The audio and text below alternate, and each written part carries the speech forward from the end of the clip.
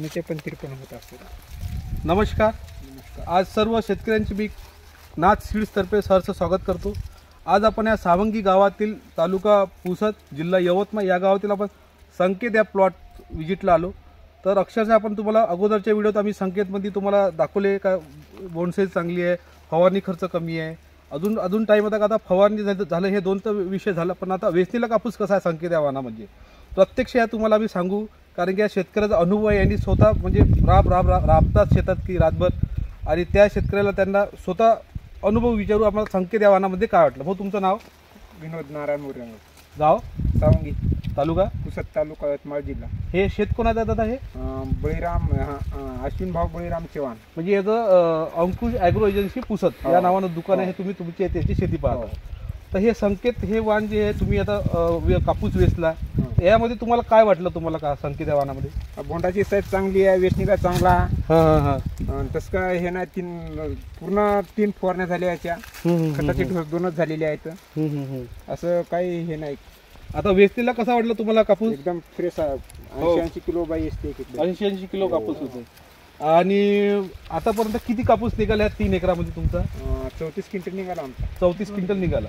तर अजून किती निघाले? आता पूर्ण 3 एकर तुमचा प्लॉट आहे, याच्यात किती एकर शेत किती निघेल कापूस याच्यात? आता हे 3 एकर शेती आहे, 3 एकरात 9-10 क्विंटल कापूस निघते। 9-10 क्विंटल। म्हणजे उत्पन्न कसं वाटलं तुम्हाला? चांगलं आहे, भरपूर आहे, चांगलं एकदम।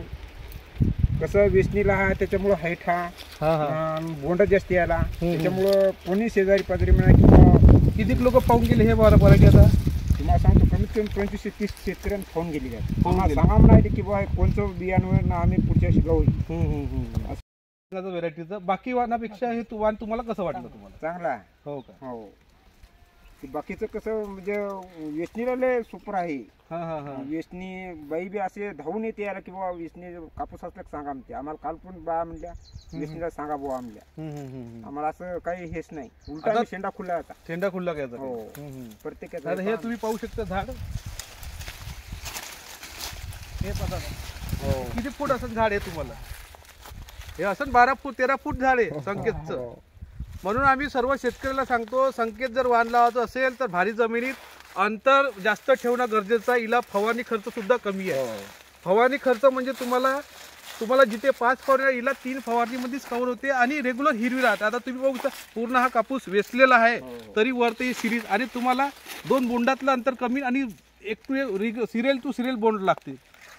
त्याच्यात तुम्हाला वेचलेला कापूस चांगला आहे, वजनदार कापूस आहे।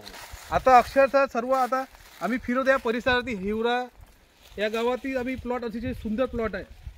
तर पुढच्या वर्षी नक्की लावा, 2024-25 मध्ये संकेत या वाहनाची लागवड करा। तुम्ही पाहू शकता ह्या काचव्या सुद्धा यांनी पूर्ण, हे पहा एकही ड्रॉपिंग झालेलं नाही। आता बाकी वाहनामध्ये तुम्हाला ड्रॉपिंग जे दिसते, तर यामध्ये तुम्हाला ड्रॉपिंग दिसणार नाही। वेचणीला खूप चांगला कापूस आहे। तुम्ही आता याला प्लॉटला काढणार आहे ना तुम्ही आता इथून? आता काय लागवड करणार आहे तुम्ही याच्यामध्ये? आता याच्या टरबूज लागवड करणार आहे। तर खूप समाधानी आहे का तुम्ही या संकेत या वाहनामध्ये? खूप समाधानी आहे, समाधानी भरपूर। पुढच्या वर्षी नक्की लावा। आता आम्हाला स्वतः बोलले मालक या शेताचे का आम्ही पुढच्या वर्षी पूर्ण 30 पॅकेट हे संकेत या वाहनाची लागवड करू। तर आम्ही आमच्या या व्हॉट्सअप ग्रुपद्वारे तुम्हाला माझा नंबर देईन, कंपनी प्रतीन। माझं नाव धीरज सोलटे आहे, माझा नंबर 9766 929 705 हा नंबर आहे, आणि ह्या शेतकऱ्याचा सुद्धा मी नंबर टाकते तुम्हाला या व्हॉट्सअपद्वारे। तर अवश्य या संकेत या वाहनाची पुढील 2025 मध्ये लागवड करा आणि भरघोस उत्पन्न घ्या। धन्यवाद।